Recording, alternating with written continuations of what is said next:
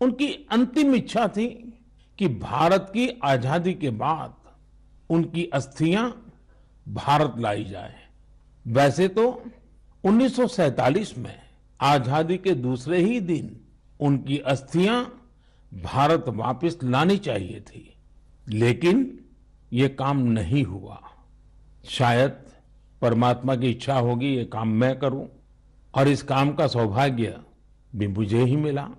जब मैं गुजरात का मुख्यमंत्री था तो वर्ष 2003 में उनकी अस्थियां भारत लाई गई थी। श्यामजी कृष्ण वर्मा जी की स्मृति में उनके जन्म स्थान कच्छ के मांडवी में एक स्मारक का निर्माण भी हुआ है। साथियों, भारत की आजादी के अमृत महोत्सव का उत्साह केवल हमारे देश में ही नहीं है। मुझे भारत के मित्र देश क्रोएशिया से भी 75 पोस्टकार्ड मिले हैं।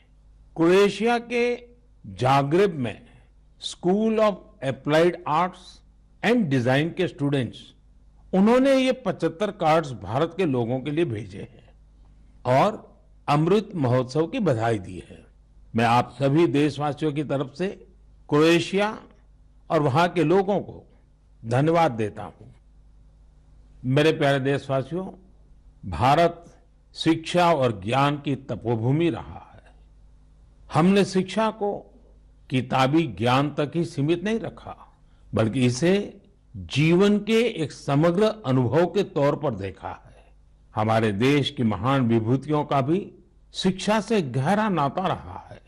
पंडित मदन मोहन मालवीय जी ने जहां बनारस हिंदू विश्वविद्यालय की स्थापना की, वहीं महात्मा गांधी ने गुजरात विद्यापीठ के निर्माण में अहम भूमिका निभाई। गुजरात के आणंद में एक बहुत ही प्यारी जगह है वल्लभ विद्यानगर। सरदार पटेल के आग्रह पर उनके 2 सहयोगियों भाई काका और भीखा भाई ने वहां युवाओं के लिए शिक्षा केंद्रों की स्थापना की। इसी तरह पश्चिम बंगाल में गुरुदेव रविंद्रनाथ टैगोर ने शांति निकेतन की स्थापना की। महाराजा गायकवाड़ भी शिक्षा के प्रबल समर्थकों में से एक थे। उन्होंने कई शिक्षण संस्थानों का निर्माण करवाया और डॉक्टर अंबेडकर और श्री अरविंदो समेत अनेक विभूतियों को उच्च शिक्षा के लिए प्रेरित किया। ऐसे ही महानुभावों की सूची में एक नाम राजा महेंद्र प्रताप सिंह जी का भी है। राजा महेंद्र प्रताप सिंह जी ने एक टेक्निकल स्कूल की स्थापना के लिए अपना घर ही सौंप दिया था। उन्होंने अलीगढ़ और मथुरा में शिक्षा केंद्रों के निर्माण के लिए खूब आर्थिक मदद की। कुछ समय पहले मुझे अलीगढ़ में उनके नाम पर एक यूनिवर्सिटी की आधारशिला रखने का भी सौभाग्य प्राप्त हुआ। मुझे खुशी है कि शिक्षा के प्रकाश को जन जन तक पहुंचाने की वही जीवंत भावना भारत में आज भी कायम है। क्या आप जानते हैं कि इस भावना की सबसे सुंदर बात क्या है? वो ये है कि शिक्षा को लेकर ये जागरूकता समाज में हर स्तर पर दिख रही है। तमिलनाडु के त्रिपुर जिले के उदुमलपेट ब्लॉक में रहने वाली तायम्मल जी का उदाहरण तो बहुत ही प्रेरणादायी है।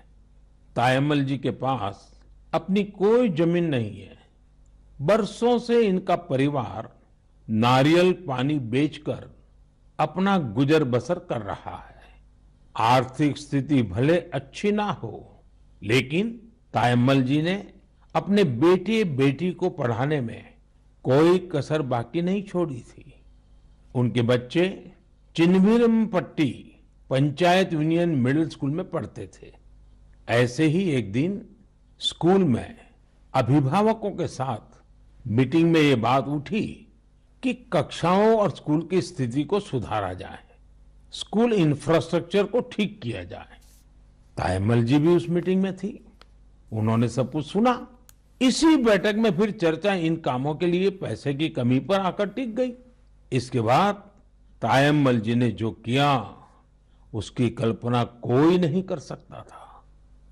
जिन तायम्मल जी ने नारियल पानी बेच बेचकर कुछ पूंजी जमा की थी, उन्होंने 1 लाख रुपए स्कूल के लिए दान कर दिए।